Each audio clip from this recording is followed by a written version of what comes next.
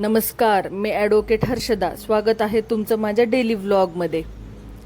आज आम्ही गेलो होतो रानातल्या घरी. रानातलं घर कसं वाटते मला कमेंट करून सांगायला विसरू नका. 5-6 महिन्यांनी गेलो रानात आणि कुत्रा अंगावरतीच येत होतं. आता 5-6 महिन्यातून गेल्यावर ते तरी कसं ओळखणार म्हणा. ताई त्याला म्हणतात मालकिनीच्या अंगावर धावू नकोस, तरी पण ते माझ्याकडेच येत होतं.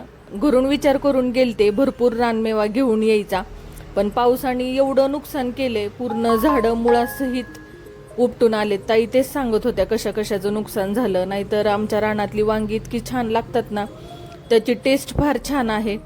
झाडांचं जरा सगळं विचारपूस केल्यानंतर घरामध्ये गेलो आणि सासूबाईंनी पुण्यावरून खावा आणला होता आमच्या दोघांना. तिथं भरपूर लाड होतात आमच्या दोघांचे. त्यांची घाई चालू असते, तुम्हाला हे घेऊन जावा, तुम्हाला ते घेऊन जावा. आम्ही गेलो की पिशव्या भरायला सुरुवात होती आणि त्यांनी फणसाचे गरे देखील आणलेले, फार पिकलेले, एकदम छान लागत होते. आम्ही दोघीच खात होतो, आमच्या त्यांना काय आवडत नाही.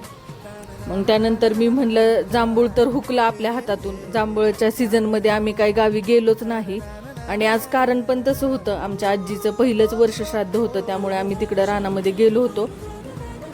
केळाचे झाडं पण बघितले, मोठे मोठे घड आलते, पण ते काही पिकलेच नाही. अजून 2-3 महिन्यांनी नक्की चक्कर टाकेल. प्रत्येक जण म्हणत होता मॅडम तुमचं रानातलं घर दाखवा. मग मी तिथं गेले की शूट करते. लक्ष गेलं ते कवटाच्या झाडाकडे आणि हा माझा भाचा आहे सार्थक.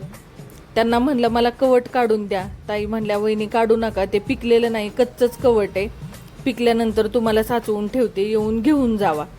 आणि नंतर मग आम्ही घराच्या बॅक साईडला आलो. अशी झाडं लावलेली आहेत. आता पुढच्या वेळी पण आम्ही बाग करणार आहे रानामध्ये आणि आणखीन आमचं मोठं नियोजन आहे. तो व्हिडिओ देखील मी तुम्हाला शेअर करेन.